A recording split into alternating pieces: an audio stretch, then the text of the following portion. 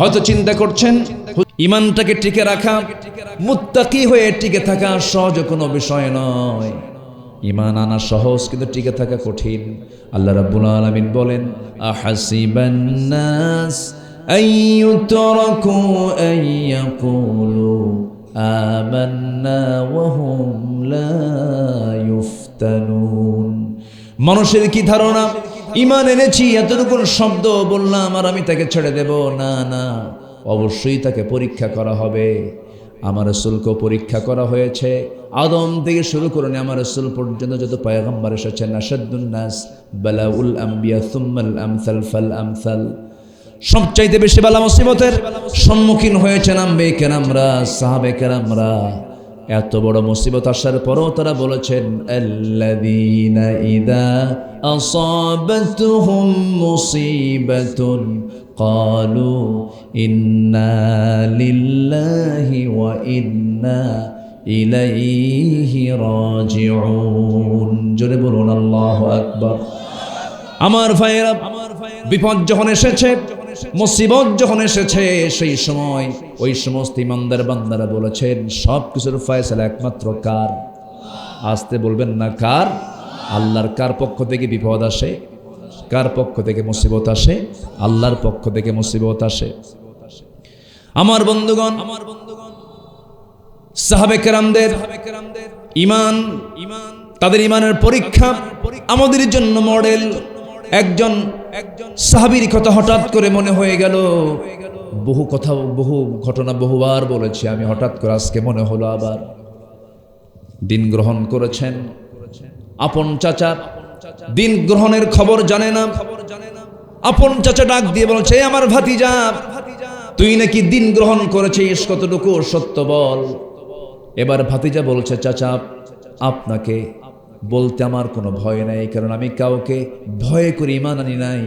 বুক উঁচু করে বললাম, আশহাদু আল্লা ইলাহা ইল্লাল্লাহু ওয়াহদাহু লা শারীকা লাহু ওয়া আশহাদু আন্না মুহাম্মাদান আবদুহু ওয়া রাসূলুহু।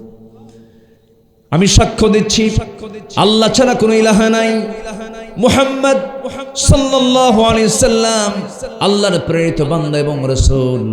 সঙ্গে সঙ্গে চাচা বলছে, ভাতিজা শোন, তুই যে ঘোষণা দিলি, এই ঘোষণায় প্রমাণ হলো তুই আমার বাপ দাদার ধর্মের চুনকারি মারলি। তুই কি জানিস সেটার ফলাফল কি হতে পারে? সব সম্পত্তিগুলো তোর থেকে আমি কেড়ে নেব।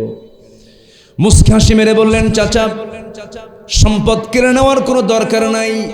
আমি যে ঈমান নামক যে দিন গ্রহণ করেছি, আমি যে ঈমান গ্রহণ করেছি, যে সম্পদ গ্রহণ করেছি, এই সম্পদের কাছে এই সম্পদ কিচ্ছু না। এই মুহূর্তে আমার সমস্ত সম্পদগুলো আপনি যা দিয়েছেন, সমস্ত সম্পদগুলো আমি আপনার হাতে তুলে দিলাম। লাগবে না, লাগবে না। চাচা বলতেছে, তোর বাপ মারা গেছে, তুই এতিম ছিল, আমি তোরে দেখেছি, আমি নিজে তোকে সম্পদ তোর হাতে তুলে দিয়েছি, তুই এমন করে এমন বেঈমানি করবি, এমন বাপদাদার ধর্মের চুনকালি মারবি, এটা আমার স্বপ্নেও ছিল না, আমার ধারণা ছিল না। এবার ভাতিজা বলছে, চাচা আর কি করবেন বলেন, সম্পদ তো দিয়ে দিলাম। এবার বলছে, তোর গায়ের জামাটা খুলে দে।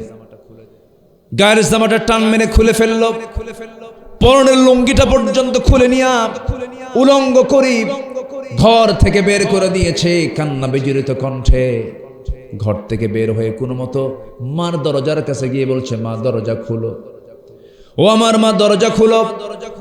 দরজা খোলা হলো। দরজা খোলার সঙ্গে সঙ্গে বলতেছে, মা আমার দিকে তাকায়ও না, আমি উলঙ্গ। আমার চাচা সব সম্পত্তি তো নিয়েছে, শেষ পর্যন্ত আমার পরনের লুঙ্গিটা খুলে নিয়ে আমাকে উলঙ্গ করে ঘর থেকে বের করে দিয়েছে। মা দেখো তো ঘরের মধ্যে কোনো চাদর আছে নাকি, কোনো মতো সতরটা ঢাকতে পারি। একটা ছোট্ট একটা একখণ্ড কাপড় দেওয়া হলো, সতরটা ঢাকলেন। সতর ঢেকে নিয়ে মাকে বলছেন, মা আমি আর থাকবো না, সব দরবার ছাড়বো, নবীর দরবার আমি ছাড়তে পারবো না। জোরে বলি সুবহানাল্লাহ। আমার বন্ধুগণ, এই সাহাবী রাতের সেই গভীর অন্ধকারে নগ্ন দেহে সামান্য একটা কাপড় দিয়ে সতরটা ঢেকে, প্রচন্ড শীতকাল, সেই সময় একাকী রওনা দিলেন। তার বাড়িটা ছিল মক্কা মদিনার ঠিক মাঝখান বরাবর। রওনা দিয়েছেন, মদিনা চলে গেছেন। মদিনায় গিয়ে যখন পৌঁছে গেছেন, ফজরের একটু আগ দিয়ে দরজায় গিয়ে কড়াঘাত করছেন। আমার রাসূল দরজা খুললেন। আমার রাসূল বলছেন, মান আনতা, তুমি কে? পরিচয় দিলেন। পরিচয় দেওয়ার পর রাসূল তাকে নগ্ন দেহ দেখে আর কোনো প্রশ্ন না করে সোজা তিনি চলে গেলেন। নিজের ঘরের মধ্যে ঢুকে দুটা জুব্বা বের করলেন। জুব্বা বের করে বলছেন, জুব্বাটা তুমি গায়ে দাও, প্রচন্ড ঠান্ডা। এবার বলছেন, হুজুর আমি দিন গ্রহণ করেছি, দিন গ্রহণ করার কারণে আমার চাচা আমাকে উলঙ্গ করে ঘর থেকে বের করে দিয়েছে। রাসূল বলছেন, ও আমার সাহাবী, তোমার চাচা তোমাকে বস্ত্রহীন করেছে, আমি তোমাকে আমার জুব্বা দিয়ে দিলাম।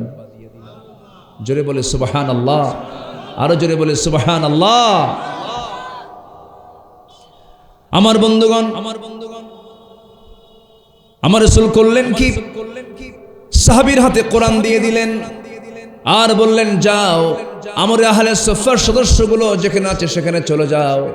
মাত্র কয়েকদিন আগেই সেই জায়গাগুলো আল্লাহ পাক আমাকে দেখার সুযোগ করে দিয়েছেন। বারবার যাই, বারবার দেখি। আল্লাহ পাক, আমি ধন্য, রাসূলকে বারবার দেখতে যাই, কবরটা দেখতে যাই।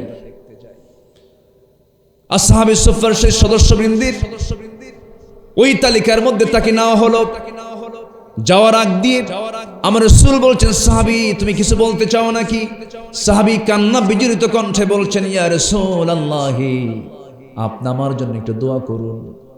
রাসূল বলছেন, তোমার জন্য আমি এমনটা দোয়া করব, আল্লাহ পাক তোমার জান এবং মাল যেন কাফের বেঈমানদের জন্য হারাম করে দেন। সাহাবী আশ্চর্য হয়ে বলছেন, হুজুর এমন উল্টা দোয়া আপনি আমার জন্য করলেন কেন? আমার তো মন চাচ্ছিল আমি জিহাদে অংশগ্রহণ করে শহীদ হয়ে সোজা আল্লাহর জান্নাতে চলে যাব। কাফের বেঈমানদের জন্য আমার জান এবং মাল যদি হারাম হয়ে যায় আমি শহীদ হব কেমনে? আমার রাসূল বলছেন, সাহাবীরে, মৃত্যু যদি বিছানাও হয়, ওয়াইম্মা তাআলা ফিরাশিহি, নিয়ত যদি শাহাদাতের থাকে আল্লাহ পাক শহীদের দরজা বিছানার মৃত্যুতেও দিয়ে দেন। জোরে বলুন সুবহানাল্লাহ। আমার ভাইরা, ওই সাহাবী চলে গেলেন, আহলে সুফার সদস্যদের কাতারে বসে গেলেন, কোরআন হাতে নিয়ে চিৎকার মেরে মেরে কোরআন পড়েন। সাহাবীরা বিরক্ত হয়ে নবীর কাছে এসে বলে, ইয়া রাসূলুল্লাহ, এত জোরে কোরআন পড়ে আমাদের সামনে খুব কষ্ট হয়, মেহেরবানি করে আব্দুল্লাহকে বলে দেন সে যেন আস্তে আস্তে তেলাওয়াত করে। রাসূল বলছেন, ও আমার সাহাবীরা, আমার আব্দুল্লাহর তেলাওয়াতে তোমরা বাধা দিও না, কারণ আব্দুল্লাহ দিন গ্রহণ করতে গিয়া দুনিয়াটা বিক্রি করে দিয়েছে, দুনিয়া বেচা হয়ে গেছে। আমার আব্দুল্লাহকে বাধা দিও না, সে চিৎকার করে কোরআন পড়ুক। আমার নবীজি ওই মদিনা থেকে এক সময় কোন একটা যুদ্ধের অভিযানে বের হলেন, যুদ্ধ শেষ হয়ে গেছে। আমার নবীজি সে অভিযান থেকে ফেরার পথে মদিনায় ঢুকবেন ভাব, হঠাৎ করে আমার নবীর কানে সংবাদ আসলো, হুজুর আপনার সেই প্রিয় সাহাবী আব্দুল্লাহ অসুস্থ হয়ে পড়েছে। আমার নবীজি করলেন কি? সাহাবায়ে কেরাম কি বলেন, সাহাবীরা তাড়াতাড়ি আমার আব্দুল্লাহর সেবা শুশ্রূষা করো, আমার খুব প্রিয় সাহাবী, সে যেন কষ্ট না পায়। সাহাবীরা উত্তমভাবে সেবা করলেন, সেবা দিলেন, কিন্তু কাম হলো না। 3 দিনের মাথায় নবীর কাছে সংবাদ আসলো, হুজুর আব্দুল্লাহর নাই, দুনিয়া থেকে বিদায় নিয়েছে। রাসূল বললেন, সাহাবীরা রে, আমার আব্দুল্লাহর জানাজার আয়োজন করো, আব্দুল্লাহর জানাজার নামাজ কেউ পড়াবে না, আমি রাসূল নিজে তার জানাজার দায়িত্ব গ্রহণ করলাম। আমার ভাইরা, আমার নবীজি এমনটা আবেগ আপ্লুত হয়ে পড়লেন। জানাজার সময় হয়ে গেছে। জানাজার সময় যখন হয়ে গেল, আমার রাসূল জানাজায় হাজির হলেন, জানাজা সম্পন্ন হয়ে গেল। রাসূল বলছেন, সাহাবীরা আমরা আব্দুল্লাহর কবরটা খনন করেছো কোথায়? হুজুর ওই 2 পাহাড়ের চিপায় আমরা খনন করেছি। রাসূল বলছেন, এত দূর করেছো, ঠিক আছে সমস্যা নাই, কেউ আব্দুল্লাহর কবরে আগে নামবে না, আমাকে দেখায় দাও, আজকে আব্দুল্লাহর কবরে আমি আব্দুল্লাহকে নামায়া কাফন দাফন করে দেব।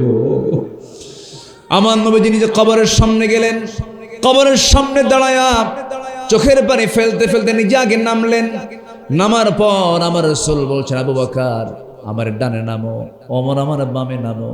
নবীজি আমার হাত দুটো আগায়া দিলেন, হাত দুইটা আগায়া দিয়া আমার নবীজি হাত দুটো আগায়া দিয়া লাশটা হাতের মধ্যে নিলেন আর বলছেন, আবু বকর মাথাটা মাথায় নাও, মাথাটা ধরো, ওমর তুমি পাটা ধরো।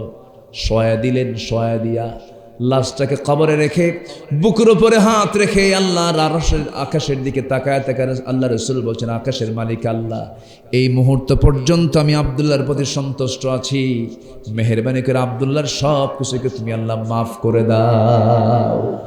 আমার নবীজির এই দোয়া শোনার সঙ্গে সঙ্গে এক পাগলা সাহাবী সাদ বিন আবি ওয়াক্কাস কাঁদতে কাঁদতে বলছেন, আল্লাহ, আজকে আমি জীবিত সাদ না হয়ে যদি মৃত সাদ হয়ে এই কবরবাসী হতে পারতাম, আমার জীবনটা বড় ধন্য হয়ে যেত। যে কবরে নেমেছেন বিশ্বের সেরা সেরা তিনজন মানুষ, আমার রাসূল, আবু বকর, ওমর, এই তিনজন ব্যক্তি শুয়ে আছেন ভিন্ন ভিন্ন জায়গায় না এক জায়গায়? বলেন, ভিন্ন ভিন্ন জায়গায় না এক জায়গায়? এক জায়গায় শুয়ে আছেন।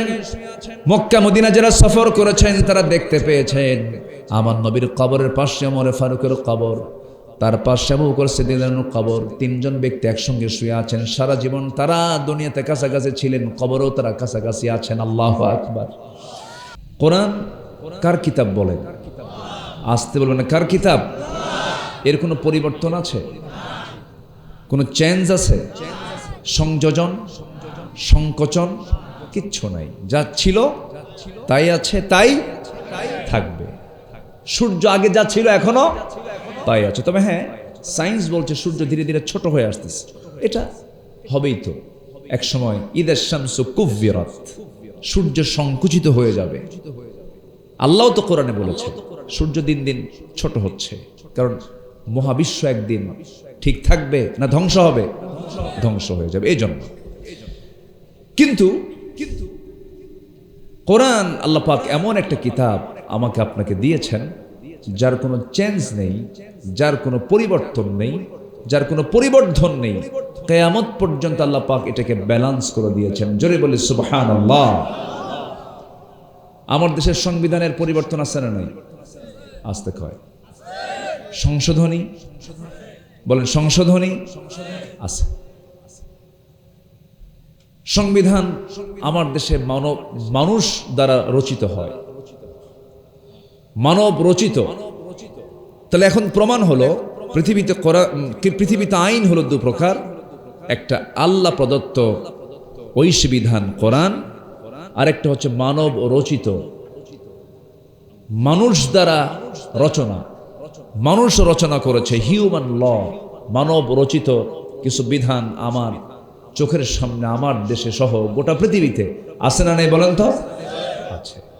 পৃথিবীতে যত দেশ আছে ম্যাক্সিমাম দেশে কোরআনের বিধান চলে না মানুষের বিধান চলে? বলেন, কোরআনের বিধান না মানুষের বিধান?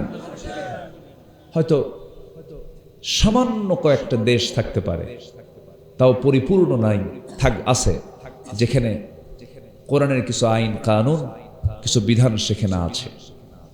নচেত অধিকাংশ কান্ট্রিগুলোতেই, 2 শতাধিক কান্ট্রির কোনো দেশেই কোরআনের এই বিধানগুলো, কোরআনের যে আইন কানুন, ফৌজদারি দণ্ডবিধি, যে সমস্ত আইন কানুনগুলো আছে এগুলো নাই, প্রতিষ্ঠিত নাই। তবে একটা রাষ্ট্র ছিল যে রাষ্ট্রে কোরআনে কারীমের পরিপূর্ণ আইন সেখানে বাস্তবায়িত হয়েছিল। সে রাষ্ট্র হলো আমার নবীর তৈরি, নবীর গঠন করা মদিনার রাষ্ট্র। আসতে কন কেন? আসতে কন কেন? তার রাষ্ট্রে কি এই কিতাবের কোনো বিধান কি বাদ ছিল? আসতে বলবেন না বাদ ছিল?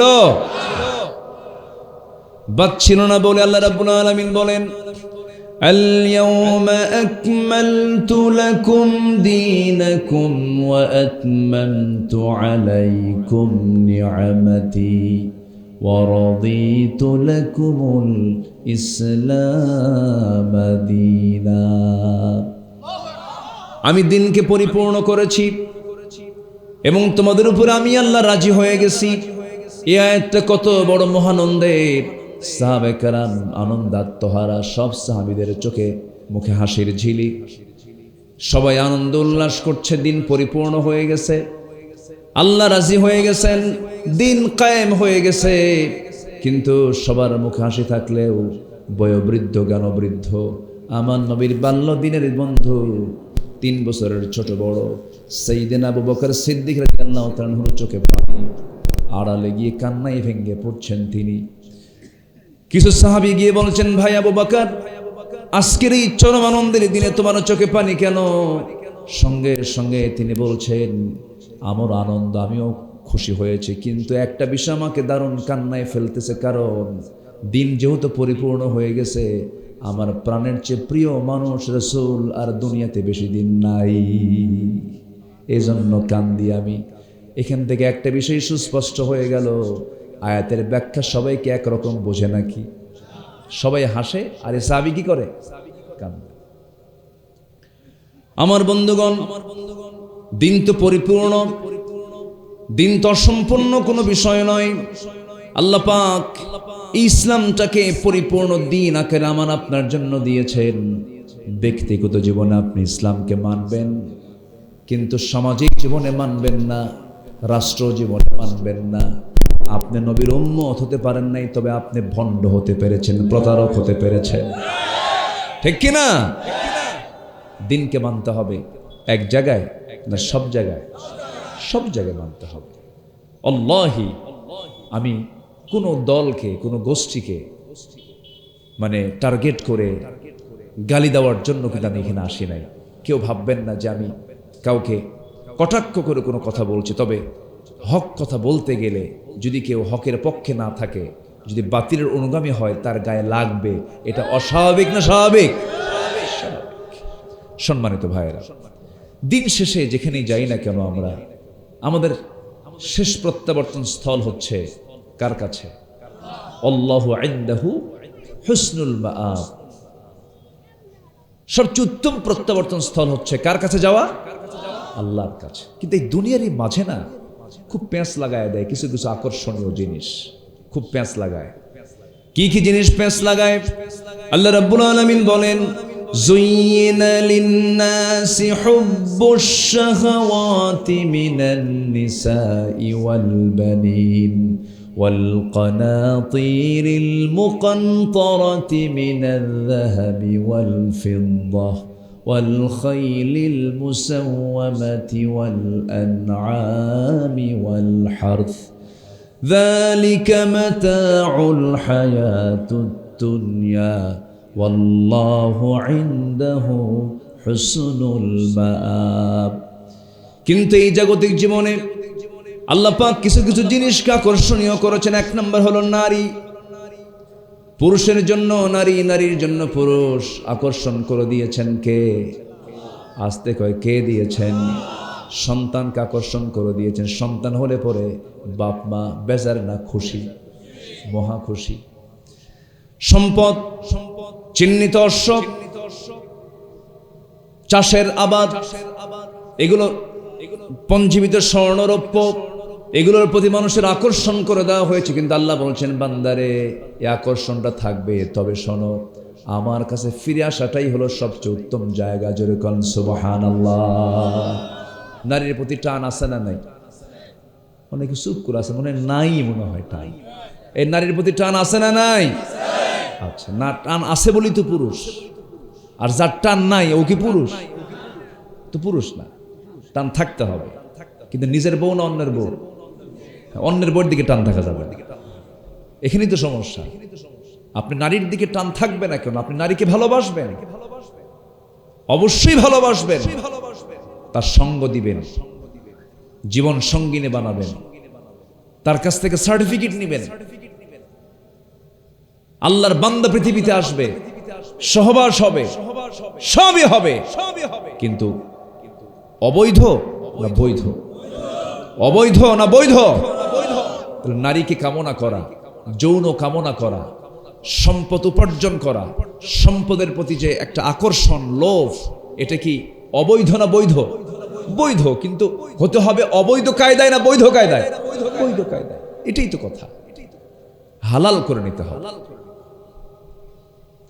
আপনি যদি ইজাব কবুল না করেন, বিয়ে শাদী যদি না হয়, পুরুষ এবং মহিলা যদি এক জায়গায় হয়ে যদি সম্পর্কে মিলিত হয়ে যায়, দৈহিক সম্পর্কে জড়িয়ে যায়, এটা কি সুসম্পর্ক, বৈধ সম্পর্ক না জেনার সম্পর্ক? জেনার সম্পর্ক। আর যদি আপনি এটাকে হালাল করে নেন, তখন এটা হয়ে যাবে মাওয়াদ্দাতাও ওয়া রাহমাহ, মাওয়াদ্দাতাও ওয়া রাহমা, ভালোবাসা এবং রহমত দুটো একসঙ্গে জড়িত। আল্লাহু আকবার বলো। তাহলে আমরা তো এটাই চাই, কিন্তু দুঃখজনক হলো সত্য। ধরুন এই বিষয়টাই বলি, আমার দেশে জেনা সহজ না বিয়ে সহজ? আসতে কয়, বিয়ে সহজ না জেনা সহজ? জেনাই সহজ, বিয়ে কঠিন। বিয়েটাকে কঠিন বানিয়ে দেওয়া হয়েছে। ছেলেদের পড়া শেষ, চাকরি শেষ করতে করতে 40 পার হয়, যৌবন আসে 15 বছরে।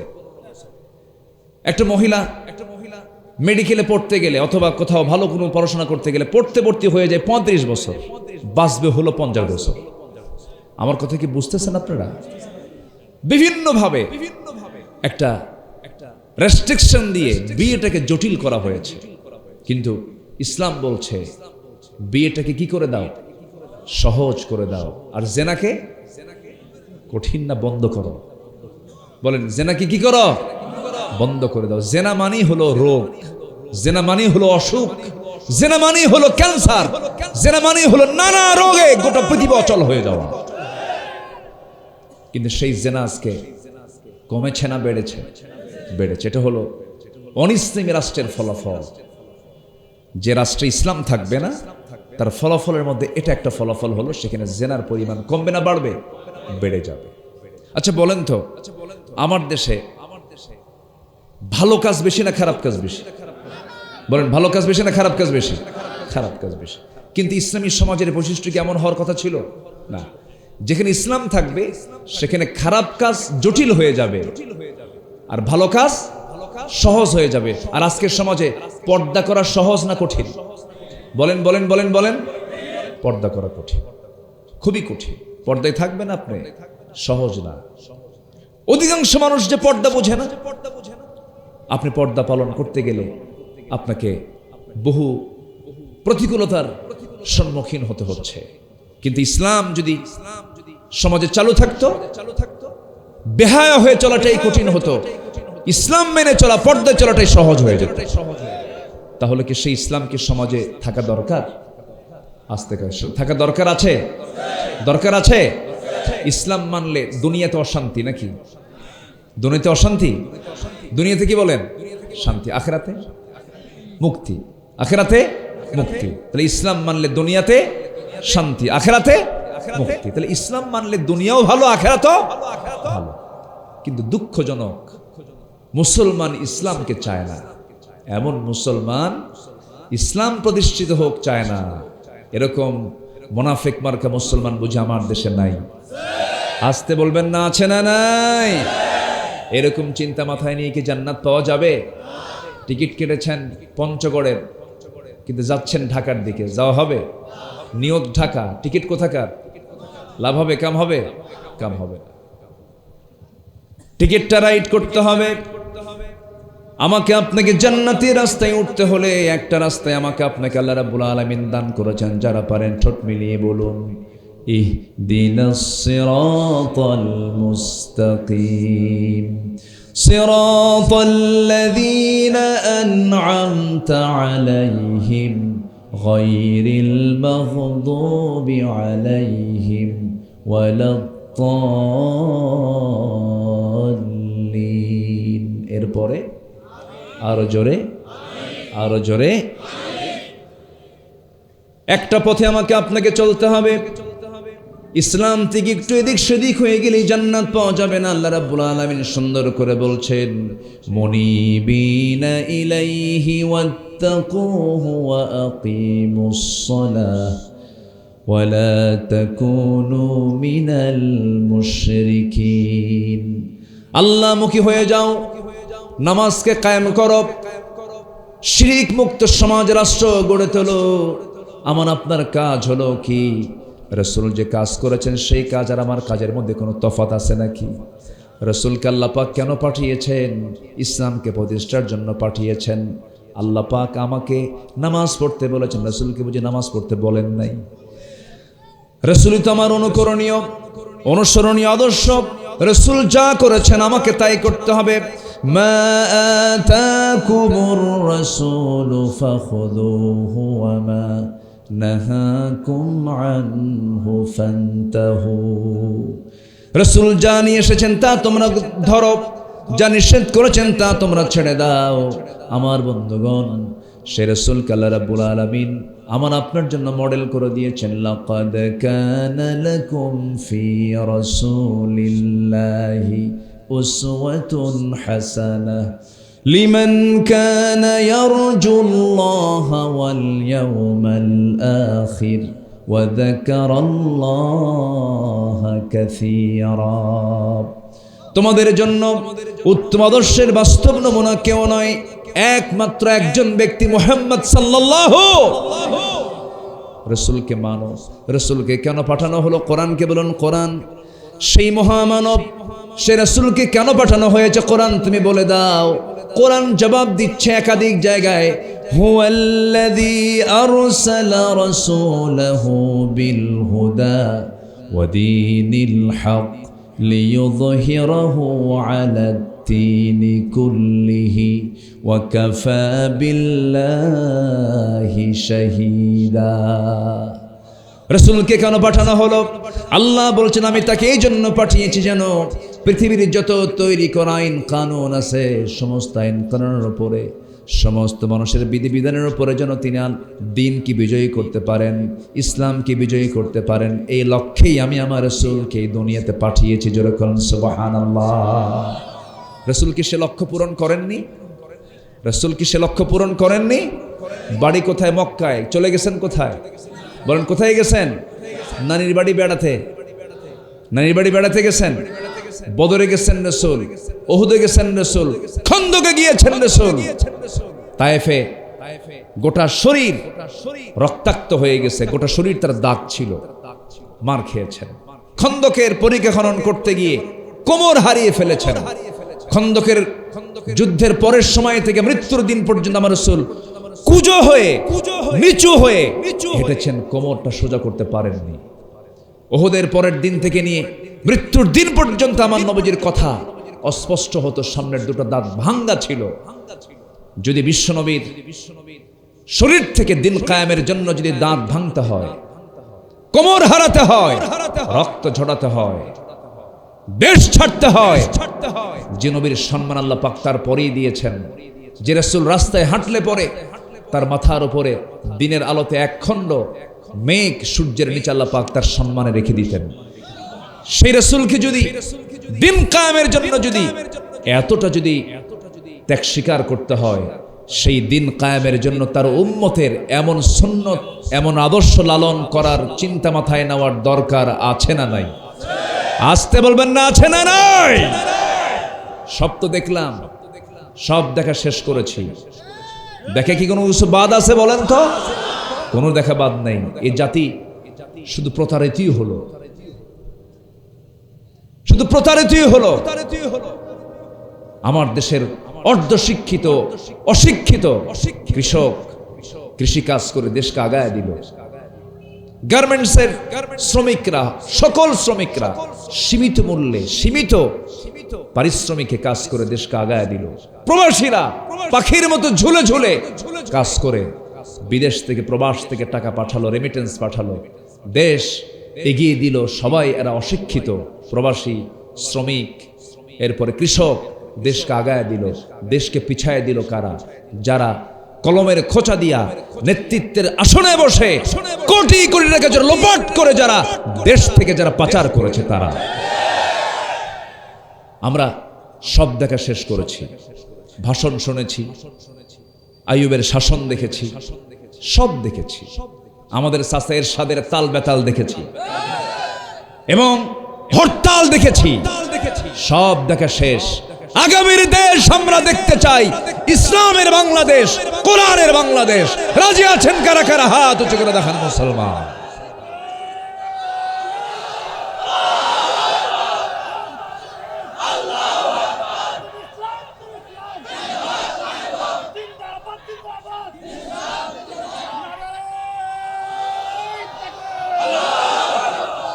আল্লাহ কবুল করুন, জোরে বলি আমিন, আরো জোরে আমিন।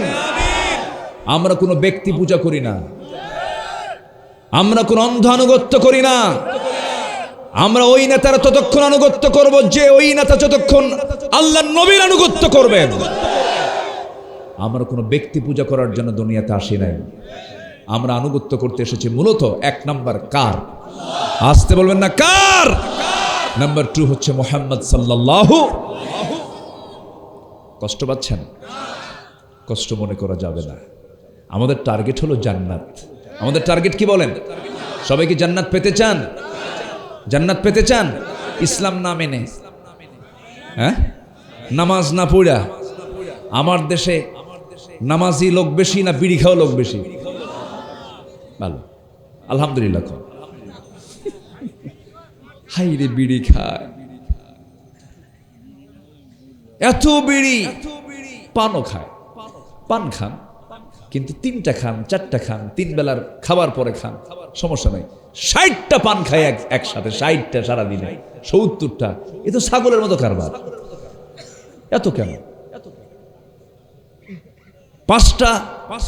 5 টাকা করে দাম। আপনি যদি 60টা পান খান, দিনে গেল কত? 300 টাকা। কি অপচয়? এটা কি অপচয় মনে হয়?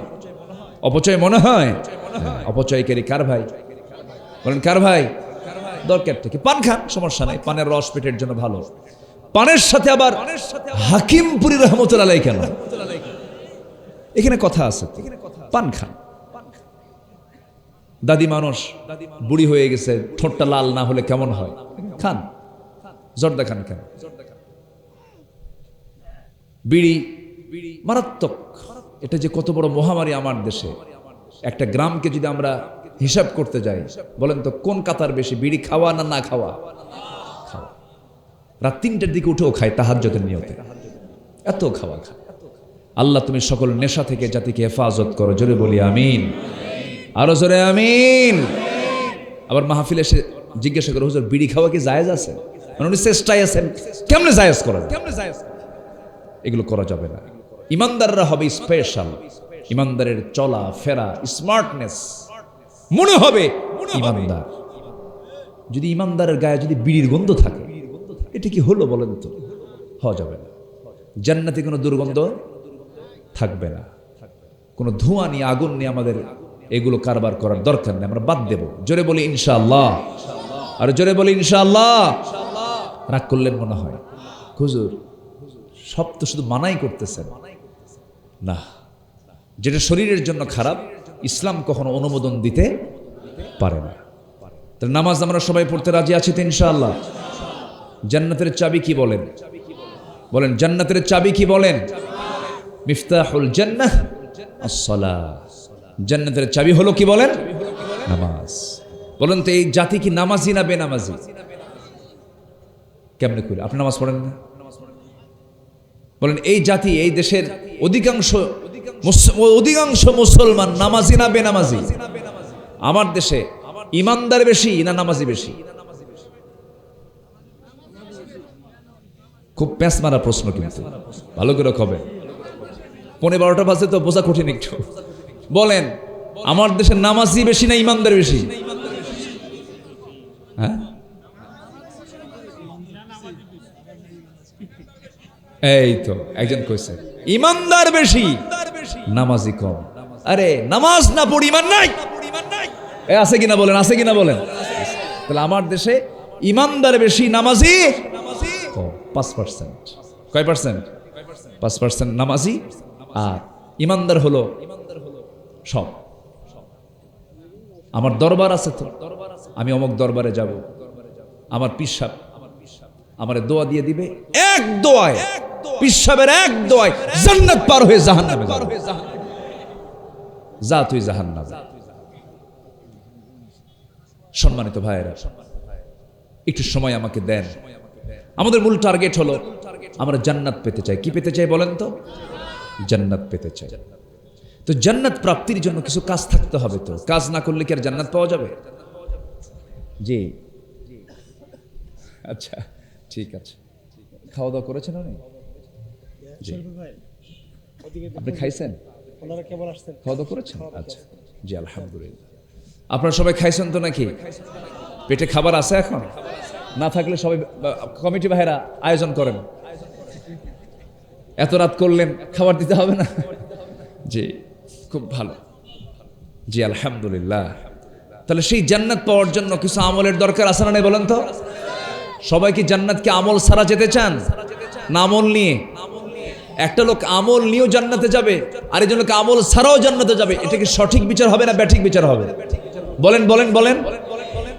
চিন্তা করেন, একটা লোক কষ্ট করলো, আমল করলো, এত কষ্ট করে সারা জীবন ইবাদত করলো, সেও জান্নাত পেল, আর আপনি চান্সে আছেন আমি আমল না করি জান্নাতে যাব। বলেন তো এই বিচার কি সঠিক হলো? আল্লাহ কি বিচার কি ব্যাঠিক করবেন? মনে হয় ব্যাঠিক করবেন। আল্লাহ রাব্বুল আলামিন বলেন, وَأَقِيمُوا الْوَزْنَ بِالْقِسْطِ وَلَا تُخْسِرُوا الْمِيزَانَ। ওজনটাকে সঠিক করো, ওজনকে কম বেশি করো না। বিচারে হেরফের হবে না সেই দিন। যার যে প্রাপ্তি সেদিন তাই সে পেয়ে যাবে। فَأَمَّا مَنْ ثَقُلَتْ مَوَازِينُهُ فَهُوَ فِي عِيشَةٍ رَاضِيَةٍ وَأَمَّا مَنْ خَفَّتْ مَوَازِينُهُ فَأُمُّهُ هَاوِيَةٌ فَمَنْ يَعْمَلْ مِثْقَالَ ذَرَّةٍ خَيْرًا يَرَهُ وَمَنْ يَعْمَلْ مِثْقَالَ ذَرَّةٍ شَرًّا يَرَهُ। যারা পরিমাণ ভালো কাজ করবে তাও সেদিন সে দেখতে পাবে, যারা পরিমাণ মন্দ কাজ করবে তাও সেদিন সে দেখতে পাবে। কম বেশি করা হবে না, যা প্রাপ্তি তাই হয়ে যাবে। আমার বন্ধুগণ, সামনে ভয়ঙ্কর জাহান্নাম, সামনে আমরা সামনের দিনগুলো আসবে যখন জাহান্নাম আল্লাহ পাক রেখে দিয়েছেন, জান্নাতটাও রেখে দিয়েছেন। এই জান্নাত এবং জাহান্নামের যে কোনো একটা জায়গা আমার আপনার জন্য বরাদ্দ হয়ে যাবে।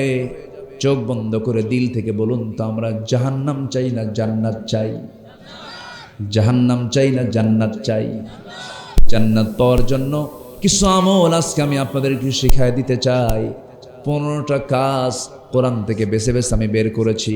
মোটামুটি 15টা কাজ যদি কোনো বান্দা করে জান্নাত পেয়ে যাবে। কার ওয়াদা? আসতে বলবেন না, কার ওয়াদা? আল্লাহর ওয়াদা। 1 নাম্বার পুঁজি হলো ঈমান আনা। কি আনা বলেন? ঈমান আনা। আমি কি একটা বলেছি? 15টা কাজের কি একটা বলেছি আমি পর্যন্ত? একটা বলেছি, কেবল কি? ঈমান আনা। তাহলে এখন বলুন তো, ওয়াজ কি আমার শেষ না শুরু? তাহলে এই যে নুরুরা যাচ্ছে, এই নুরু, ওয়াজ তো শুরু। বসেন বসেন বসেন। জি না, অনেক রাত তো, একটু বসেন। আমরা আর কিছু সময় আমি শর্ট করে বলি, আমি শেষ করে দেব আল্লাহ যদি কবুল করেন। জোরে বলি ইনশাআল্লাহ। তাহলে 1 নম্বর হলো ঈমান আনা। 1 নম্বর কি আনা বলেন তো? তাহলে আমার দেশের কোন লোকের কি ঈমান আনা বাদ আছে? বলেন, এখন বলেন, ঈমান আনা কি বাদ আছে না ঈমান আনা দরকার? ঈমান আনতে হবে। ঈমান আনা হয় নাই। ইয়া আইয়ুহাল্লাযীনা আমানু আমিনু। ভালো করে ঈমান আনতে হবে, ভালো করে ইসলামকে গ্রহণ করতে হবে। আল্লাহ রাব্বুল আলামিন বলেন, যেখান থেকে আমি তেলাওয়াত দিয়ে শুরু করেছি, আল্লাহ নিজে বলছেন, ঈমান যারা আনবে, নেক আমল যারা করবে, কানাত লাহুম জান্নাতুল ফিরদাউসি নুজুলা। তার জন্য জান্নাতুল ফিরদাউস আমি আল্লাহ রেখে দিয়েছি। জোরে বলুন সুবহানাল্লাহ। ঈমান তো আনলাম কিন্তু নামাজ পড়ি না, কিন্তু ঈমানের কেমন ফলাফল হলো যে নামাজ পড়ে না এমন কেমন ঈমানদার? এমন ঈমানদার তো আল্লাহ পাক হতে মানা করেছেন। নামাজে নাই, দিন নাই, শরিয়াত নাই, কিন্তু আমি ঈমানদার। এটা কেমন করে সম্ভব?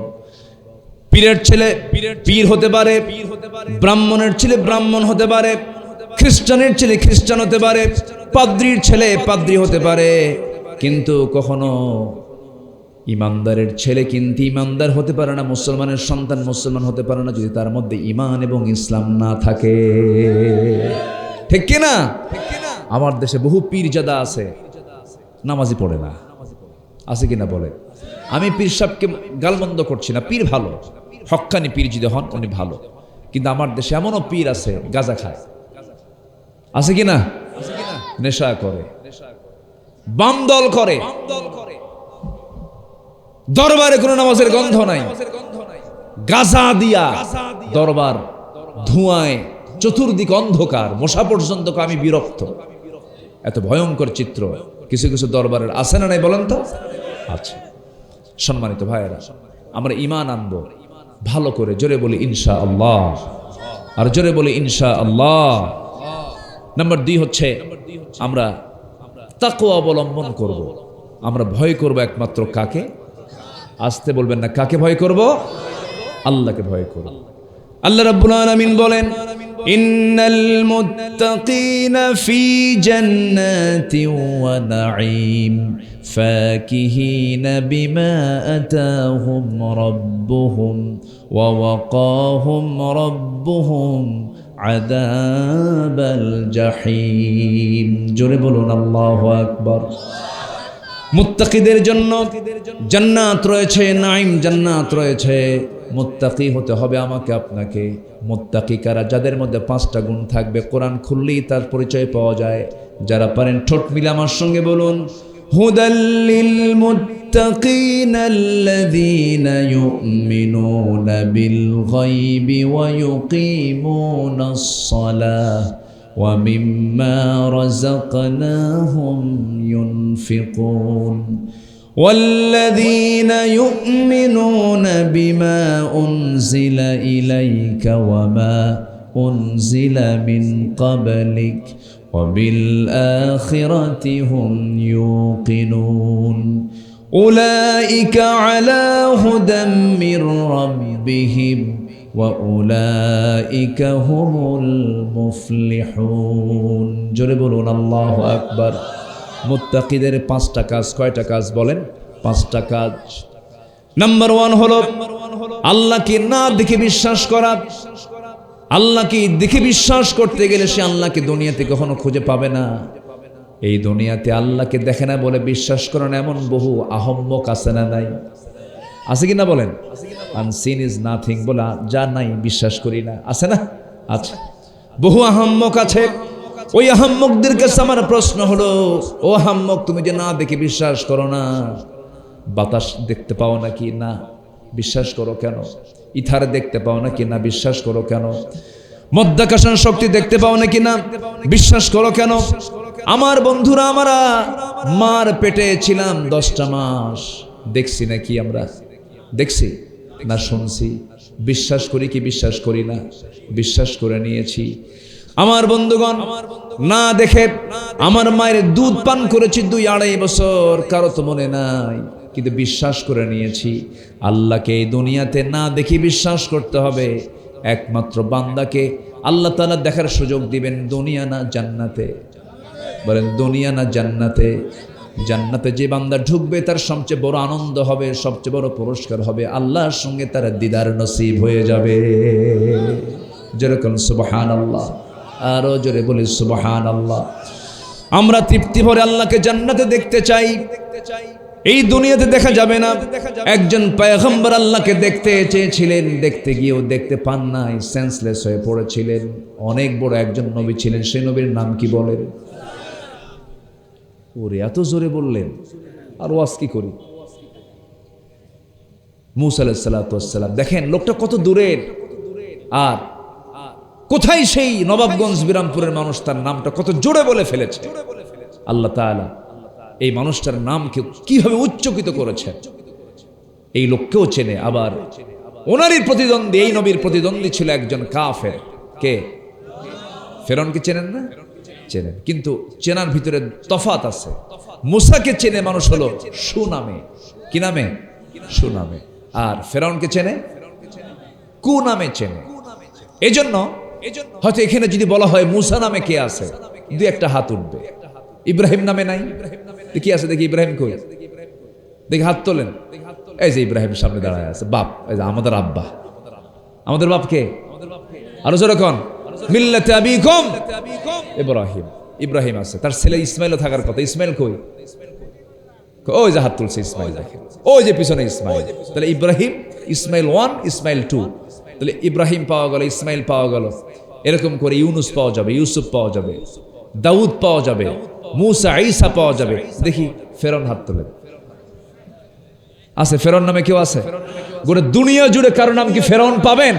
তাহলে ফেরাউনের নাম কোরআনে থাকার পরেও কেউ ভুল করেও তার সন্তানের নাম কি রাখে না? ফেরাউন রাখে না। কেন? এর মূল কারণ হলো ওর মধ্যে কি নাই? ঈমান নাই। বলেন কি নাই? কি নাই? কি নাই? কি নাই? আমার দেশেও 16 বছর ফেরাউন ছিল। আসতে কেন? কি ছিল? ফেরাউন ছিল। ফেরাউনের রোগ ছিল, মূল ফেরাউন, ওর রোগ ছিল হলো ক্ষমতা ছাড়া যাবে না, প্রয়োজনে মারো মানুষ। মায়ের পেট চিরে ছেলের সন্তান বের করে হত্যা করেছে ক্ষমতাকে পাকাপোক্ত করার জন্য। এই 16 বছর কি করছে? হত্যা করেছে কিনা বলেন? আলেমরা কি বাদ পড়েছিল? আল্লামা সাইদির মতো একটা সূর্য সন্তান, জাতির সূর্য সন্তান আল্লামা সাইদির মতো মানুষকেও তারা রেহাই দেয়নি। সম্মানিত বন্ধুগণ, একটা বিষয় মাথায় রাখবেন, আল্লাহ সব সহ্য করেন, কোন জায়গায় জুলুমকে আল্লাহ পাক সহ্য করেন না। রাষ্ট্রের জুলুম, পরিবারের জুলুম, পরিবারের জুলুম আছে না নাই? কিছু কিছু স্বামী আছে বউদেরকে খুব জ্বালায়, আছে কিনা? খুব অত্যাচার করে, জুলুম করে, বউকে অত্যাচার করে, জুলুম করে। আবার কিছু কিছু মহিলাও আছে স্বামীকেও জ্বালায়, আছে কিনা বলেন? বইয়ের অত্যাচারে বাড়ি ঘর ছেড়ে চলে যায়, এরকমও আছে। হ্যাঁ হ্যাঁ, বিষ খায়ও মরে, কাম সারছে বাবা, বিষ খায়ও মরে। তাহলে জুলুম আছে না নাই বলেন তো? জুলুম কোন জায়গায় থাকা যাবে? পরিবারে না, সমাজে না, রাষ্ট্রে না, বিচারে না, কোথাও না। জুলুম যে করবে অবশ্যই তার পতন হবে ফেরাউনের মতো। কিসের মতো? ফেরাউনের মতো। পতন হয়নি?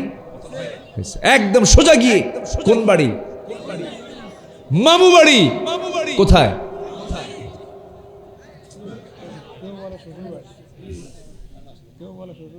আচ্ছা, কি হলো? তো মেশিন বন্ধ হয় না কেন? করেন, ও তো ওয়াশ করতেছে বহুক্ষণ ধরে। মেশিন ওয়াশ করে, আমি ওয়াশ করি, মেশিনটা তাড়াতাড়ি বন্ধ করে দেন, তাছাড়া নিরিবিলি পরিবেশ পাচ্ছে না। সম্মানিত ভাইয়েরা, বিদ্যুৎ চলে আসছে, বলি আলহামদুলিল্লাহ। বেশি জোরে বলার দরকার নেই, আবার যেতেও পারে, থাক। জান্নাত প্রাপ্তির জন্য 15টা কাজ। 1 নম্বর হলো ঈমান আনা, নেক আমল করা। নাম্বার 2 হচ্ছে তাকওয়া অবলম্বন করব। আমরা ভয় করব কাকে? আল্লাহকে। আল্লাহকে বিশ্বাস করব দেখে না, না দেখে? বলেন বলেন, না দেখে। আল্লাহকে দেখার কোনো সুযোগ দুনিয়াতে, কিন্তু একজন নবী চাইছিলেন, পারেন নাই। উনি আবার জিদ্দি নবী, তো মাঝে মাঝেই যেটা বলতেন আদায় করে ছাড়তেন। বলেন আল্লাহ আমি তোমাকে দেখবই, লেন তারানি, আমাকে কখনোই দেখতে পারে, চেষ্টা করি। আল্লাহ বলেন তুর পাহাড়ে আসো। তুর পাহাড়ে গেলেন, 600 মাইল দূরে। মুস্কি মুস্কি হাসেন। আল্লাহ বলছেন মুসা হাসো কেন? আল্লাহ তোমার কারবার দেখে হাসি কেন? 600 মাইল দূরের পাহাড়ের নাম নিলে, আশেপাশে তো বহু পাহাড় ছিল, আমি তবুও কম না। আমি মুসা তোমাকে দেখতেই যাব। জোরে করেন সুবহানাল্লাহ। কষ্ট করে গেছেন, দেখতে পাননি। আল্লাহকে দেখা সম্ভব না দুনিয়াতে। এই চর্মচক্ষু দিয়ে আমরা আল্লাহকে দেখতে পাবো না। আল্লাহকে আমরা জান্নাতের চোখ দিয়ে তৃপ্তি ভরে দেখব জান্নাতে। জোরে বলি ইনশাআল্লাহ। জান্নাত কত আনন্দের জায়গা, জান্নাত কত বরকতের জায়গা। জান্নাতে নহর থাকবে 4টা। কয়টা বলেন তো? 4টা নদী থাকবে, 4 ধরনের। মধুর নহর, শরাবের নহর, দুধের নহর, এরপর পানির নহর। এই 4টা নহর দিয়ে জান্নাতকে চতুর্দিক থেকে সাজানো হবে। এবং সর্বনিম্ন যে জান্নাত দেওয়া হবে, তার জান্নাতটা হবে হলো 10টা পৃথিবীর মতো একটা জান্নাত। একটু আস্তে কোন সুবহানাল্লাহ। কয়টা পৃথিবী বলেন? ছোট হয়ে গেছে মনে হয়, ছোট হয়ে গেছে। কত বড় নিয়ামত আল্লাহ পাক সামনে রেখে দিয়েছেন। তো এই এত বড় নিয়ামত পাবেন আপনি এই শুধুমাত্র 7 দিনে 1 দিন নামাজ পড়ে? এটা কেমনে সম্ভব? আল্লাহর দাসত্ব করতে হবে। 1 আনা না 16 আনা? 16। মুত্তাকি কারা? নাম্বার 2 হলো নামাজ কায়েম করবে যারা। নাম্বার 3 হলো মিম্মা রাযাকনাহুম ইউনফিকুন, যারা আমার রিজিক থেকে কিছু দান করবে আমার পথে। এবং নাম্বার 4 হলো কিতাবকে যারা বিশ্বাস করবে। নাম্বার 5 হলো পরকালকে যারা বিশ্বাস করবে। আল্লাহ বলছেন এই সমস্ত বান্দাগুলো প্রকৃত সফল কাম। জোরে কোন সুবহানাল্লাহ। কিন্তু বিষয় হলো ঈমানটাকে টিকে রাখা, মুত্তাকি হয়ে টিকে থাকা সহজ কোনো বিষয় নয়। ঈমান আনা সহজ, কিন্তু টিকে থাকা কঠিন। আল্লাহ রাব্বুল আলামিন বলেন আহাসিবান নাস আইয়ুতরাকু আইয়াকুলু আমান্না ওয়া হুম লা ইফতানুন। মানুষের কি ধারণা, ঈমান এনেছি এতটুকু শব্দ বললাম আর আমি তাকে ছেড়ে দেব? না না, অবশ্যই তাকে পরীক্ষা করা হবে। আমার রাসূলকে পরীক্ষা করা হয়েছে। আদম থেকে শুরু করে আমার রাসূল পর্যন্ত যত পয়গম্বর এসেছেন, আশাদ্দুন নাস বালাউল আম্বিয়া সুম্মাল আমসাল ফাল আমসাল, সবচাইতে বেশি বালা মুসিবতের সম্মুখীন হয়েছেন আম্বিয়া কেরামরা, সাহাবে কেরামরা। এত বড় মুসিবত আসার পরও তারা বলেছেন আল্লাযীনা ইযা আসাবাতুহুম মুসিবাতুন ক্বালু ইন্না লিল্লাহি ওয়া ইন্না ইলাইহি রাজিউন। জোরে বলুন আল্লাহু আকবার। আমার ভাইয়েরা, বিপদ যখন এসেছে, মুসিবত যখন এসেছে, সেই সময় ওই সমস্ত ইমানদার বান্দারা বলেছেন সব কিছুর ফয়সালা একমাত্র কার? আসতে বলবেন না কার? আল্লাহর। কার পক্ষ থেকে বিপদ আসে? কার পক্ষ থেকে মুসিবত আসে? আল্লাহর পক্ষ থেকে মুসিবত আসে। আমার বন্ধুগণ, সাহাবে কেরামদের ঈমান, তাদের ঈমানের পরীক্ষা আমাদের জন্য মডেল।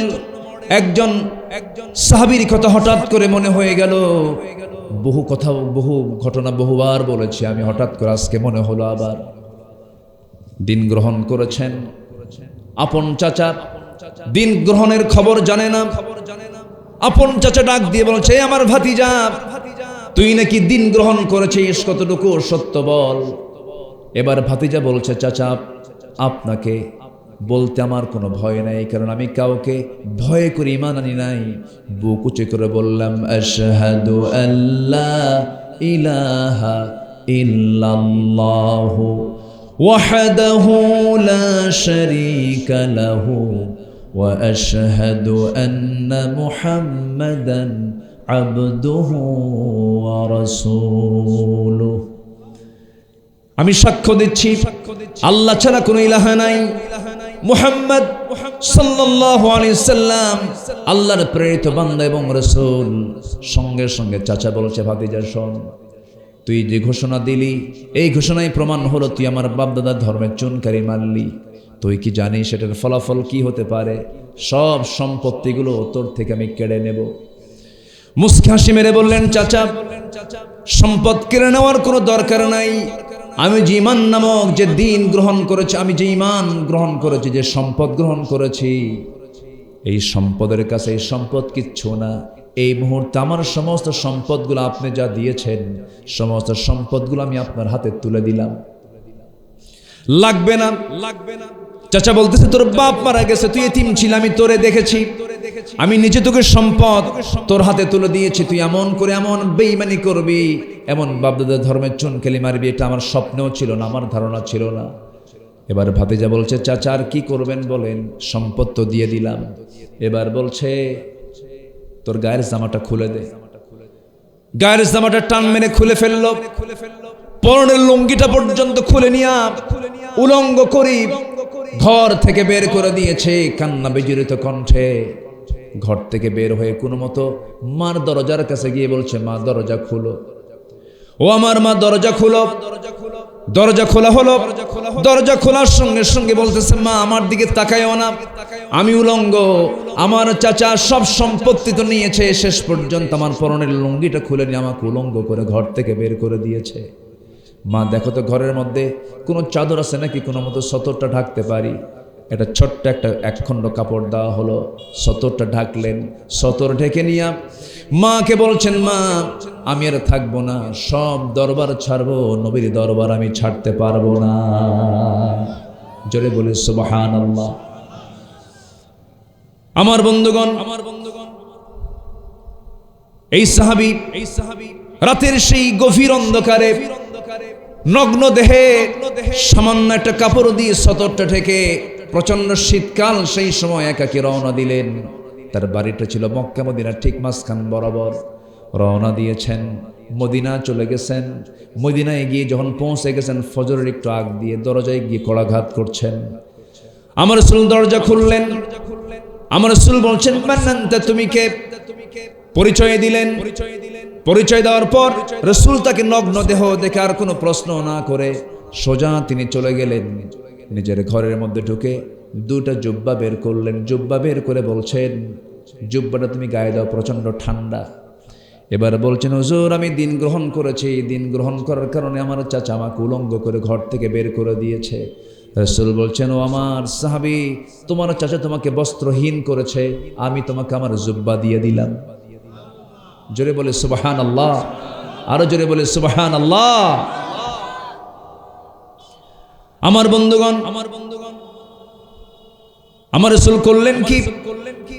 সাহাবীর হাতে কোরআন দিয়ে দিলেন আর বললেন, যাও আমার আহলে সুফার সদস্যগুলো যেখানে আছে সেখানে চলে যাও।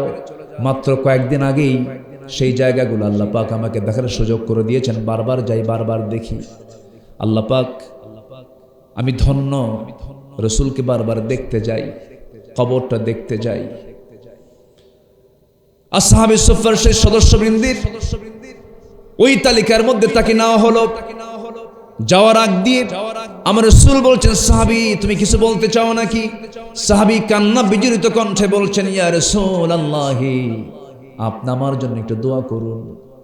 রাসূল বলছেন, তোমার জন্য আমি এমনটা দোয়া করব, আল্লাহ পাক তোমার জান এবং মাল যেন কাফের বেঈমানদের জন্য হারাম করে দেন। সাহাবী আশ্চর্য হয়ে বলছেন, হুজুর এমন উল্টা দোয়া আপনি আমার জন্য করলেন কেন?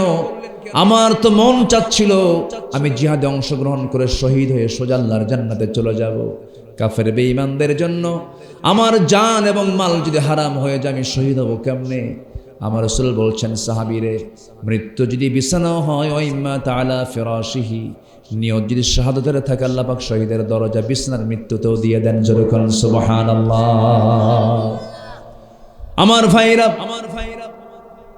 ওই সাহাবী চলে গেলেন, আহলে সুফার সদস্যদের কাতারে বসে গেলেন, কোরআন হাতে নিয়ে চিৎকার মেরে মেরে কোরআন পড়েন। সাহাবীরা বিরক্ত হয়ে নবীর কাছে এসে বলে, ইয়া রাসূলুল্লাহ, এত জোরে কোরআন পড়ে আমাদের সামনে খুব কষ্ট হয়, মেহেরবানি করে আব্দুল্লাহকে বলে দেন সে যেন আস্তে আস্তে তেলাওয়াত করে। রাসূল বলছেন, ও আমার সাহাবীরা, আমার আব্দুল্লাহর তেলাওয়াতে তোমরা বাধা দিও না, কারণ আব্দুল্লাহ দিন গ্রহণ করতে গিয়া দুনিয়াটা বিক্রি করে দিয়েছে, দুনিয়া বেচা হয়ে গেছে। আমার আব্দুল্লাহকে বাধা দিও না, সে চিৎকার করে কোরআন পড়ুক। আমার নবীজি ওই মদিনা থেকে এক সময় কোন একটা যুদ্ধের অভিযানে বের হলেন, যুদ্ধ শেষ হয়ে গেছে। আমার নবীজি সে অভিযান থেকে ফেরার পথে মদিনায় ঢুকবেন ভাব, হঠাৎ করে আমার নবীর কানে সংবাদ আসলো, হুজুর আপনার সেই প্রিয় সাহাবী আব্দুল্লাহ অসুস্থ হয়ে পড়েছে। আমার নবীজি করলেন কি? সাহাবে কেরাম কি বলেন, সাহাবীরা তাড়াতাড়ি আমার আব্দুল্লাহর সেবা শুশ্রূষা করো, আমার খুব প্রিয় সাহাবী, সে যেন কষ্ট না পায়। সাহাবীরা উত্তমভাবে সেবা করলেন, সেবা দিলেন, কিন্তু কাম হলো না। 3 দিনের মাথায় নবীর কাছে সংবাদ আসলো, হুজুর আব্দুল্লাহর নাই, দুনিয়া থেকে বিদায় নিয়েছে। রাসূল বললেন, সাহাবীরা রে, আমার আব্দুল্লাহর জানাজার আয়োজন করো, আব্দুল্লাহর জানাজার নামাজ কেউ পড়াবে না, আমি রাসূল নিজে তার জানাজার দায়িত্ব গ্রহণ করলাম।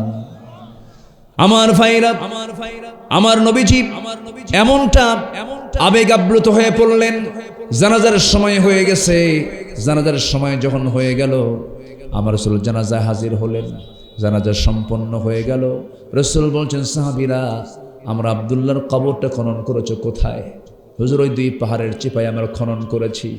রাসূল বলছেন, এত দূর করেছো, ঠিক আছে, সমস্যা নাই, কেউ আব্দুল্লাহর কবরে আগে নামবে না, আমাকে দেখায় দাও, আজকে আব্দুল্লাহর কবরে আমি আব্দুল্লাহকে নামায়া কাফন দাফন করে দেব। আমার নবীজি নিজে কবরের সামনে গেলেন, কবরের সামনে দাঁড়ায়া চোখের পানি ফেলতে ফেলতে নিজে আগে নামলেন। নামার পর আমার রাসূল বলছেন, আবু বকর আমার ডানে নামো, ওমর আমার বামে নামো, নবীজি আমার হাত দুটো আগায়া দিলেন, হাত দুইটা আগায়া দিয়া আমার নবীজি হাত দুটো আগায়া দিয়া লাশটা হাতের মধ্যে নিলেন, আর বলছেন আবু বকর মাথাটা মাথায় নাও, মাথাটা ধরো, ওমর তুমি পাটা ধরো। শোয়া দিলেন, শোয়া দিয়া লাশটাকে কবরে রেখে বুকের উপরে হাত রেখে আল্লাহর আকাশের দিকে তাকায় তাকায় আল্লাহ রাসূল বলছেন, আকাশের মালিক আল্লাহ, এই মুহূর্ত পর্যন্ত আমি আব্দুল্লাহর প্রতি সন্তুষ্ট আছি, মেহেরবানি করে আব্দুল্লাহর সব কিছুকে তুমি আল্লাহ মাফ করে দাও। আমার নবীজির এই দোয়া শোনার সঙ্গে সঙ্গে এক পাগলা সাহাবী সাদ বিন আবি ওয়াক্কাস কাঁদতে কাঁদতে বলছেন, আল্লাহ আজকে আমি জীবিত সাদ না হয়ে যদি মৃত সাদ হয়ে এই কবরবাসী হতে পারতাম, আমার জীবনটা বড় ধন্য হয়ে যেত। যে কবরে নেমেছেন বিশ্বের সেরা সেরা তিনজন মানুষ, আমার রাসূল, আবু বকর, ওমর, এই তিনজন ব্যক্তি শুয়ে আছেন ভিন্ন ভিন্ন জায়গায় না এক জায়গায়? বলেন ভিন্ন ভিন্ন জায়গায় না এক জায়গায়? এক জায়গায় শুয়ে আছেন। মক্কা মদিনা যারা সফর করেছেন তারা দেখতে পেয়েছেন আমার নবীর কবরের পাশে ওমর ফারুকের কবর, তার পাশে আবু বকর সিদ্দিকের কবর। তিনজন ব্যক্তি একসঙ্গে শুয়ে আছেন। সারা জীবন তারা দুনিয়াতে কাছাকাছি ছিলেন, কবরেও তারা কাছাকাছি আছেন। আল্লাহু আকবার। আমার বন্ধুগণ, এই ছোট্ট একটা ইতিহাসের পুনরাবৃত্তি আমি এই জন্য করলাম। ঈমান এনেছি, যত ঝড় ঝাপটা আসুক না কেন, যত কিছু আসুক না কেন, আমাকে এক পায়ে দাঁড়িয়ে থাকতে হবে, ইসলামকে লালন করে ইসলামকে সাথে নিয়ে আমাকে অবশ্যই টিকে থাকতে হবে। যতই ঝড় ঝাপটা আসুক না কেন আমাকে বলতে হবে, ইন্নাল্লাযীনা ক্বালু ربنا الله ثم استقاموا تتنزل عليهم الملائكة ألا تخافوا ولا تحزنوا وأبشروا بالجنة التي كنتم توعدون। জোরে বলি আল্লাহু আকবার। ঈমান এনেছি, ঈমান নিয়ে টিকে থাকতে হবে, ঈমানকে কখনো হারানো যাবে না। আমাকে ঈমান চিন্তাই করার জন্য চতুর্দিক থেকে বহু ফিতনা আসবে, সকল ফিতনাকে আমার উড়াইয়া দিতে হবে। হারামের দিকে যাওয়া যাবে না, ফিতনার দিকে যাওয়া যাবে না, সকল ফিতনাকে মাইনাস করে আমাকে আপনাকে চলতে হবে। নাম্বার 3 হলো জান্নাত প্রাপ্তির 15টা আমল। 1 নাম্বার হলো ঈমান আনা নেক আমল করা। নাম্বার 2 হলো মুত্তাকি হওয়া। নাম্বার 3 হলো নামাজ কায়েম করা, অনর্থক কথা থেকে নিজেকে বাঁচিয়ে রাখা। قد أفلح المؤمنون الذين هم في صلاتهم خاشعون والذين هم عن اللغو معرضون والذين هم للزكاة فاعلون والذين هم لفروجهم حافظون। জোরে বলুন আল্লাহু আকবার। সবাই কি নামাজ পড়তে রাজি আছেন নাকি? কয় ওয়াক্ত নামাজ একটু হাত তুলে দেখান তো দেখি। জোরে বলি ইয়া আল্লাহ। আমাদেরকে 5 ওয়াক্ত সালাত আদায় করার তৌফিক তুমি আল্লাহ দিয়া দাও। জোরে বলি আমিন, আরো জোরে আমিন। সবার বাড়িতে মা বোন আছে না নাই? পর্দায় থাকে? পর্দায় থাকে? কি পর্দা? দরজার, জানালার না সিনেমার? পর্দায় থাকে মানে কি? সিনেমার পর্দায় তো থাকে, থাকে না অনেক সময়? থাকে। ওই পর্দায় থাকা যাবে না। গায়ের পর্দা থাকতে হবে, কথার পর্দা থাকতে হবে, সৌন্দর্য ঢেকে রাখার পর্দা থাকতে হবে। বোরকা পরা ফরজ না পর্দা করা ফরজ? বলেন বলেন বলেন। বোরকা পরা ফরজ না পর্দা করা ফরজ? এখন কি পড়ে? বোরকা পড়ে। এমন বোরকা পড়ে, সে বোরকার গায়ে আবার আয়না লাগানো। কি লাগানো? চুমকি আয়না। আয়না মানে আসো, এটা হলো না। পর্দা করা ফরজ। কার সাথে?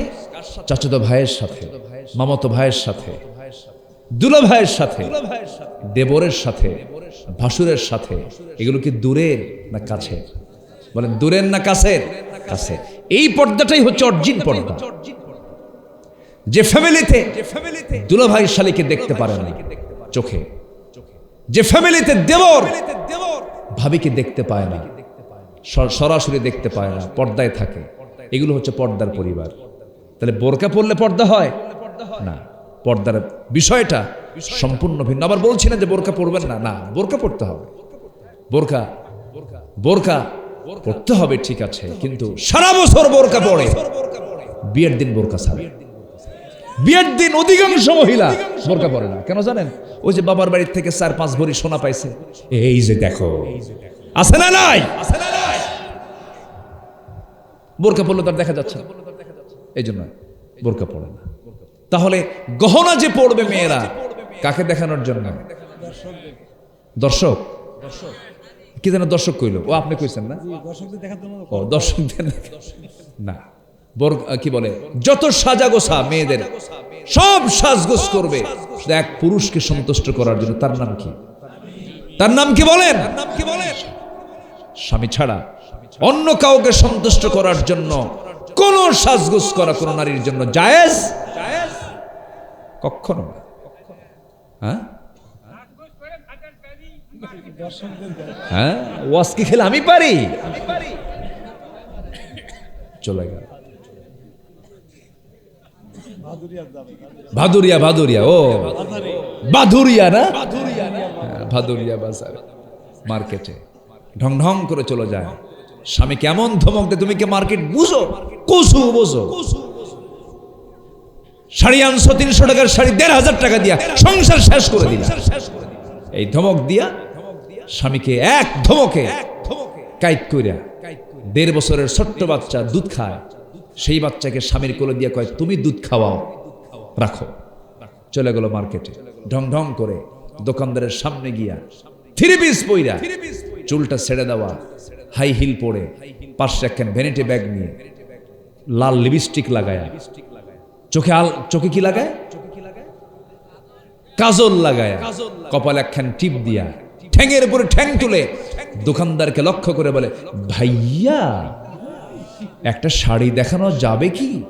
দোকানদারও কম না, দোকানদার শাড়ি একখান বের করে বুকের সঙ্গে বুক লাগায়া, মানে গায়ের সঙ্গে লাগায়া, শাড়িটা নিজের দেহের সঙ্গে সুন্দর করে লাগায়া বলে, আপা আপনাকে কিন্তু এই শাড়ি দারুণ মানাবে। ওটা আরেক বদমাইশ, এ আছে না নাই? এই সমস্ত বেহায়াপনার প্রদর্শনী আমরা মুসলিম সমাজে দেখতে চাই না, আমরা এগুলো দেখতে চাই না। সবার বাড়িতে মা বোন আছে, আমরা অবশ্যই এই বিষয়ে খেয়াল রাখার চেষ্টা করার দরকার আছে না নাই বলেন তো?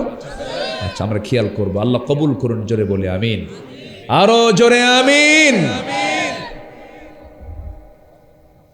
জান্নাত পেতে রাজি আছেন তো সবাই? কয়টা কাজ? 15টা। চলছে কয় নাম্বার? 3 নাম্বার। অনেক লম্বা কথা, আমি তো শর্ট করে বলছি। নাম্বার 4 হলো রোজা পালন করা। শুধু রমজান মাস নয়, প্রত্যেক মাসে রোজা আছে না নাই বলেন? নফল রোজাগুলো আছে, এগুলো মাঝে মাঝে আমরা পালন করব। রোজা রাখলে পরে চোখের যে গুনাহটা কন্ট্রোল হয়ে যায়, নফসের যে খাহেসাত কমে যায়। মাঝে মাঝে আমরা রোজা রাখবো, শরীরের জন্য ভালো। নাম্বার 5 হলো জীবনের সকল জায়গায় ভরসা করব আল্লাহকে। বিপদ এসেছে আল্লাহ, সুদিন এসেছে আল্লাহ, ছেলের সন্তান হয়েছে আল্লাহ, আবার মরে গেছে তাও আল্লাহ। কি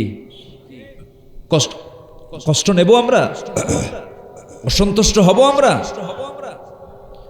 বারবার মেয়ে সন্তান হয়, মনটা খারাপ হয়ে যায়। মেয়ে সন্তান হলো কেন, বউটাকে গালিগালাজ দেয়। এমনকি কিছু কিছু স্বামী আছে, বউকে বলে তোর পেট পচা, আছে কিনা? এমনকি বউকে তালাকও দেয়, বউকে তালাকের রেকর্ড আছে। বারবার মেয়ে হওয়ার কারণে কি করছে? তালাক দিয়েছে। কত বড় মূর্খ, অসভ্য হলে এই আচরণটা করতে পারে না। সন্তান ছেলে হোক মেয়ে হোক না হোক, আকিমা ইহাবু লিমান ইয়াশাউ ইনাসা ওয়া ইয়াহাবু লিমান ইয়াশাউ যুকুর, যা হয় হোক না কেন, ছেলে মেয়ে অথবা পঙ্গু অথবা প্রতিবন্ধী, যাই হোক না কেন, বুক উঁচু করে বলতে হবে আলহামদু। জোরে বলেন আলহামদু। একটা বারের জন্য মন খারাপ করা যাবে না। মেয়ের সন্তান হলে পরে চেহারা কালো হয়ে যায়। আমার নবী বলুন তো, প্রশ্ন করি, নবী বলুন তো, নবী মেয়ের বাপ না ছেলের বাপ? মেয়ের বাপ না ছেলের বাপ? মেয়ের বাপ। রাসূল মেয়েদের বাপ ছিলেন, ছেলেদের বাপ। মা কানা মুহাম্মাদুন আবা আহাদিম মির রিজালিকুম, তিনি মেয়েদের বাপ ছিলেন। আমার নবীজি মেয়েদের পক্ষে কথা বলেছেন বেশি। ইসলাম মেয়েদেরকে অধিকার দিয়েছে বেশি। ইসলাম নারীকে সম্পদের পরিমাণ বেশি করে দিয়েছে। বলুন তো, পুরুষের সম্পদের ক্ষয় হয় না মেয়েদের সম্পদের ক্ষয় হয়? কার ক্ষয় হয়? যা যাই পুরুষের আর জমা থাকে মেয়েদের। এরপরও মেয়েরা কয় ঠকাইছে। কি করছে? ঠকাইছে। মেয়েদের কোনো ক্ষয় নাই। আল্লাহ তাদেরকে সিকিউরিটি করে সম্পদ সংরক্ষণের ব্যবস্থা করে দিয়েছেন। আমার আল্লাহ তাআলা মেয়েদেরকে অধিকার দিয়ে দিয়েছেন বেশি। লিযযাকারি মিসলু হাযযিল উনসাইন, পিতামাতার পৈতৃক সম্পত্তি ভাগ বন্টনের জন্য আল্লাহ রাব্বুল আলামিন আগে মেয়েদের ভাগটা বের করে দিয়েছেন। আগে মেয়েদেরকে দিয়ে দাও। ভাইরা কি তা করে?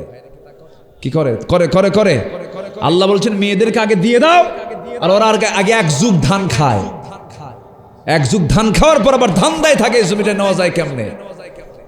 মাঝে মাঝে ঘন ঘন দাওয়াত দিয়া পাশে বসায় বলে, বোন একটা কথা বলি কি, অংশ নিলে না ধ্বংস হয়। কত বড় বাটপার এ! আছে না নাই? এগুলো করা যাবে না। যা হয় কার ফয়সালা?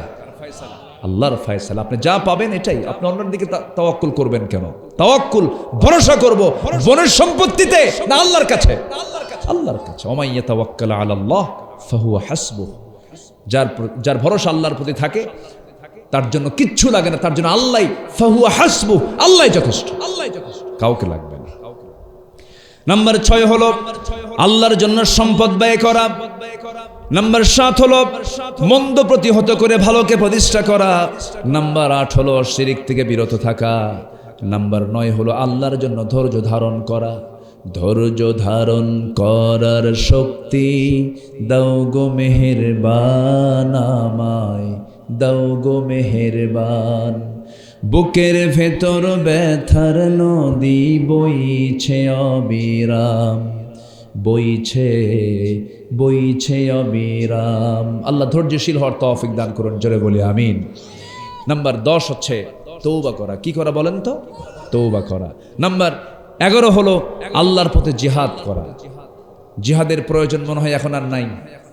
আসতে বলবেন না, আছে না নাই? পৃথিবী যতদিন আছে জিহাদ ততদিন আছে। আল জিহাদু মাদিন ইলা ইয়াউমিল কিয়ামাহ। নাম্বার 12 হলো পাপের উপর অবিচল না থাকা, মহান আল্লাহর নিকট ক্ষমা প্রার্থনা করা। ওয়াল্লাযীনা ইযা ফাআলু ফাহিশাতান আও যালামু আনফুসাহুম যাকারুল্লাহ ফাস্তাগফিরু লিযুনুবিহিম ওয়া মান ইয়াগফিরুয যুনুবা ইল্লাল্লাহ ওয়া লাম ইউসিররু আলা মা ফাআলু ওয়া হুম ইয়ালামুন। আল্লাহু আকবার বলেন। নাম্বার 13 হলো সত্যের পথে অবিচলতা এবং আল্লাহ রাসূলের আদেশ মান্য করা। নাম্বার 14 হলো আল্লাহর জন্য মুমিনদের মাঝে পরস্পর সুন্দর সম্পর্ক রাখা। আমাদের পারস্পরিক সম্পর্ক হবে অসুন্দর না সুন্দর? সুন্দর হবে। হিংসা না উদারতা? বলেন, হিংসা না উদারতা? উদারতা। অন্যের জমি, কেউ জমি কিনলে পরে আরেকজনের ঘুম হয় না। জমি কিনছে একজন গ্রামের মধ্যেই, ওর জমির সাথে আরেকজনের জমি, সারা রাত ঘুম নাই। হাই রে, করছে কি? আছে কিনা বলেন তো এরকম? এই হিংসা কি হয়? এই হিংসা মানে হলো আপনার ইমানের ক্যান্সার হয়ে গেছে। না, ভ্রাতৃত্ব তৈরি করতে হবে। আল্লাহ ওকে দিয়েছো, তুমি আমাকেও দাও, এরকম ভাবা। সর্বশেষ হচ্ছে অন্যায় অশ্লীল থেকে মুক্ত হয়ে ইহসান, ন্যায় পরায়ণতা, হাক্কুল ইবাদ আদায় করা। সেই বিখ্যাত আয়াত, যে আয়াতে প্রত্যেকটা খতিব তার খুতবা এটা বলে থাকেন, ইন্নাল্লাহা ইয়া'মুরু বিল আদল ওয়াল ইহসান ওয়া ইতা'i যিল কুরবা ওয়া ইয়ানহা আনিল ফাহশাই ওয়াল মুনকার। তারপরে ওয়াল বাগি ইয়া'iদুকুম লাআল্লাকুম তাযাক্কারুন। এটার উপরে যারা টিকে থাকে, আল্লাহ বলছেন তোমার জন্য আমি আল্লাহ জান্নাত রেখে দিয়েছি। সুবহানাল্লাহ বলা যাবে না ভাই? অনেক রাত হয়েছে, আমি আমার কথা বাড়াবো না। কিছু ভাই চলে যাওয়ার জন্য চেষ্টা করছেন। আমি সবাইকে সাথে নিয়ে একসঙ্গে দোয়া করতে চাই। আমরা চাইবো কার কাছে বলেন তো? আল্লাহর কাছে আমরা চাবো। জি, কোনো ঘোষণা আছে কি? আর ব্যাকট্যাগ দিবেন ভিতরে? দিবেন? আচ্ছা, একটু ব্যাকট্যাগ দেওয়া হোক। 12টার আগে দিয়েছিলেন, এখন একটু 12টার পর। তাহাজ্জুদের সময় সব বেশি পাবেন। যে যা পারি আমরা দেওয়ার চেষ্টা করব।